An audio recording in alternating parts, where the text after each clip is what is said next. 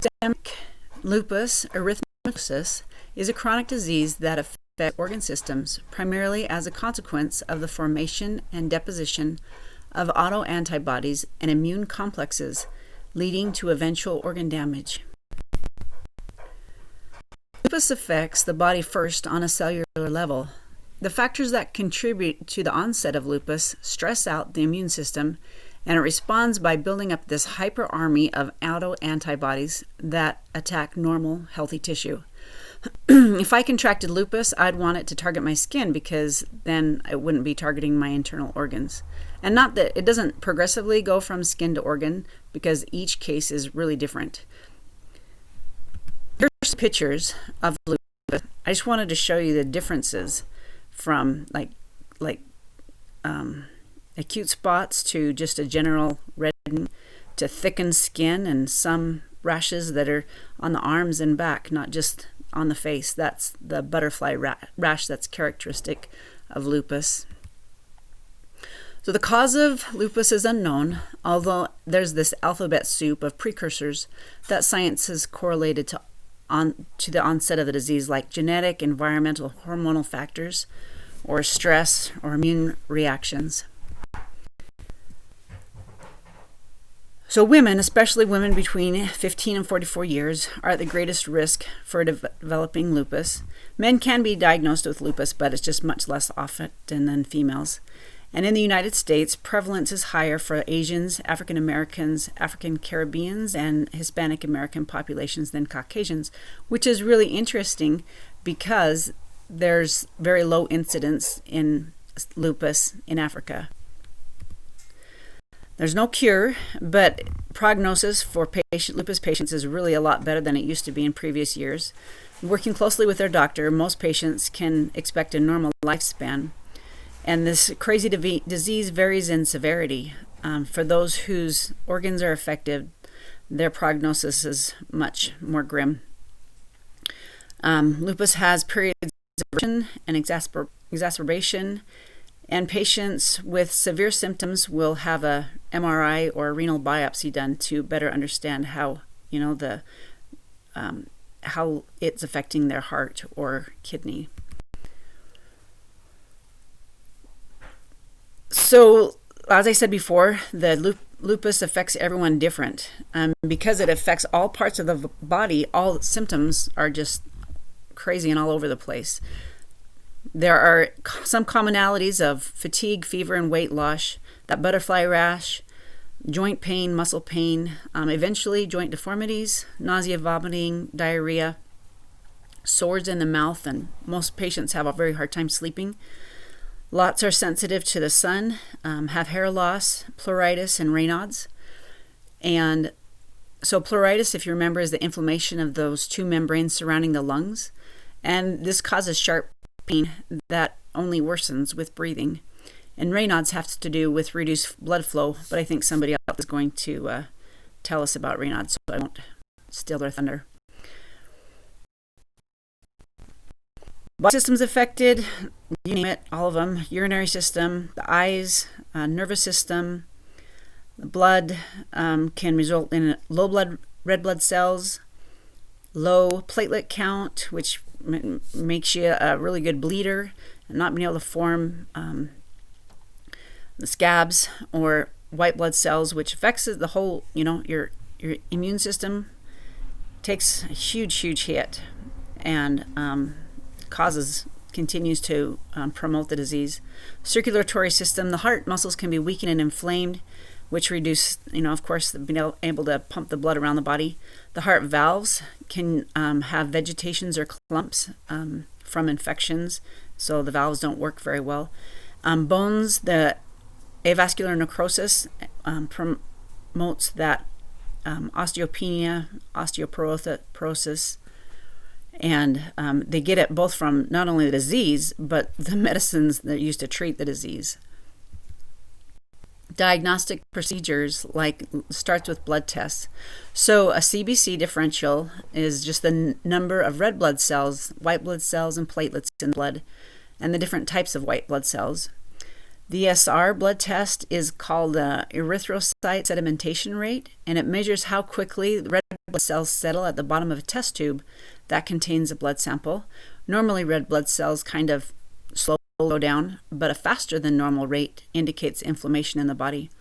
The anti-DNA test detects a particular autoantibody, and it's the most specific at diagnosing lupus, but it must be performed when the disease is in an active stage. And LE for polymorphonuclear leukocytes are often found in the bone marrow. And like I said, these are the initial assessments. Like if a doctor suspects, if the patient says, "Oh, my urine is discolored," then the doctor would order a kidney biopsy to see how that kidney is doing. So for mild symptoms, patients are helped with anti-inflammatories like aspirin and anti-malarials. Rashes might respond to corticosteroid creams. And the main drugs used to control lupus when the organs are involved are corticosteroids and immunosuppressants. And it's really just a balancing act of, relieving the patient's symptoms with these drugs, but then balancing that with the negative long-term side effects. A lot of the non-drug methods include staying out of the sun, and it's always, I guess, medicine always says it's a good idea to stop smoking, control your weight, and exercise. When lupus progresses to prevent organs working, then surgery is considered. They'll do kidney transplants, heart valve surgery, splenectomy, and joint replacements. Both lupus and the medicines used to treat lupus we've talked about cause avascular necrosis, which brings on the hip replacement surgery, joint replacement surgeries. So typically, like for hip replacement surgeries, you're going to have younger patients, and they're more likely going to need bilateral surgeries. And rehabilitation is just a mixed, lots of medicine, a lot of education, training, group intervention, therapeutic exercise, all depending on the patients, what's going on with the patients. Well, think about your favorite activity. During that activity, do you need to grip anything or move or breathe? Well, lupus has an effect on that. It's a disease that affects our most basic functions. For participation in life situations, we'll cite the situations that would affect adults, because it does, although children are given that diagnosis, it's mostly adults that have it. So let's talk about the impact of lupus on a client's physical environment. Like we said before, it's just everything affects what, depends on the disease severity.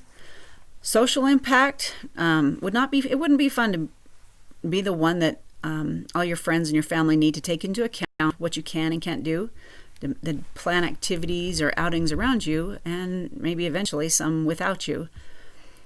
And researchers have found one problem for those with lupus is a large lack of understanding about the disease, both in society and in the workplace. A disease of lupus means a huge life change. It is a life sentence and has the potential for taking your life if it damages your heart or kidneys. That'd be a really heavy burden to live with. And a lupus patient might need to go through grieving steps, even maybe lots of times, depending on the progression of their disease. It's really hard to change one's expectations for life and for oneself. Knowing who to talk to when they're feeling down would really help a patient cope with this diagnosis. And the end goal for the patient is to be able to accept themselves as a person with lupus and encourage them to see what they can do with lupus. When a family member faces a new diagnosis of lupus, the family needs education, and they need to refigure home responsibilities. Helping family members understand energy conservation principles is really important.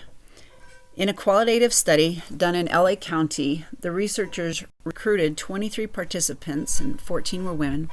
Researchers used both a focus group discussion as well as a questionnaire to understand lupus patients. The focus group described their biggest health issue was pain, followed by fatigue and work or school impairment, skin manifestations, and skin sensitivity.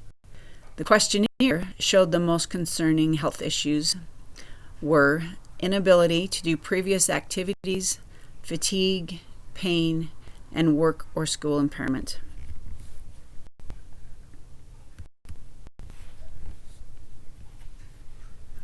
So how can occupational therapy help? The client evaluation begins with an occupation-based assessment. I found the occupational self-assessment, OSA, allows the clients to indicate what occupations are most important to them and give their perception of how well they can perform the tasks.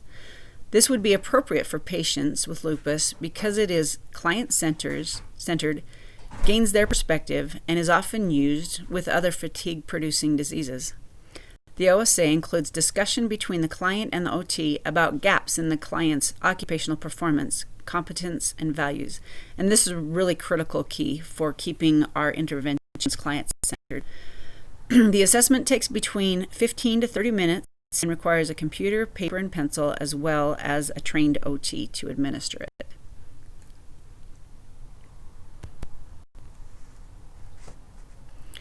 Our treatment plan would start with the occupational profile, which helps us know what our clients value. We also learn what the client would like to improve or change. Then we set goals based on the physical, cognitive, social, and emotional aspects that need strengthening. We'd ask about a client's pain, fatigue, how their joints feel, how long they've had that diagnosis of lupus, and how well they're sleeping, how they feel lupus is impacting what they do or would like to do, and their interaction with their support system, and how their diagnosis is affecting work and school, among other things. Cognitive behavioral therapy as an intervention is proven to help patients with lupus. Help a client become more aware of their thought processes. The OT and client work together to change negative thoughts and feelings into more functional ones by managing stress, symptoms, and activity levels. CBT includes skill acquisition, goal setting, and homework assignments to promote change.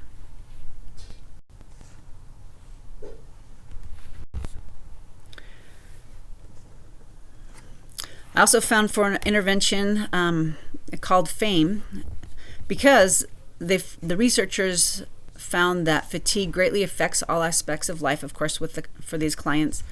Many patients feel that their doctors talk about fatigue, but they don't instruct them how to cope with it very well.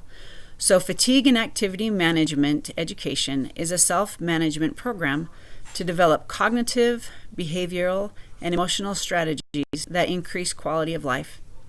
FAME is a group intervention that meets once a week for 2.5 hours for 6 weeks.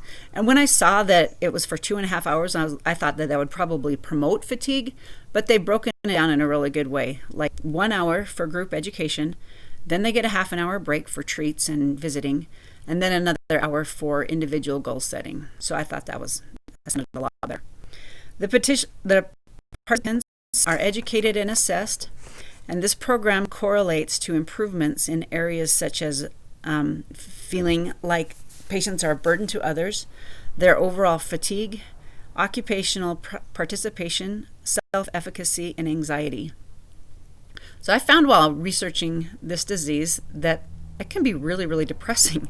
The more I found out about lupus, the more I just felt super bad for people with this challenge. I appreciate ending this PowerPoint with what occupational therapy can do. It's substantial, and it contributes to people physically, mentally, emotionally, and spiritually as they increase their hope. I love that occupational therapy focuses on what individual clients need and want, and that therapists and clients work together to enable the clients to reach their goals. And here's my references.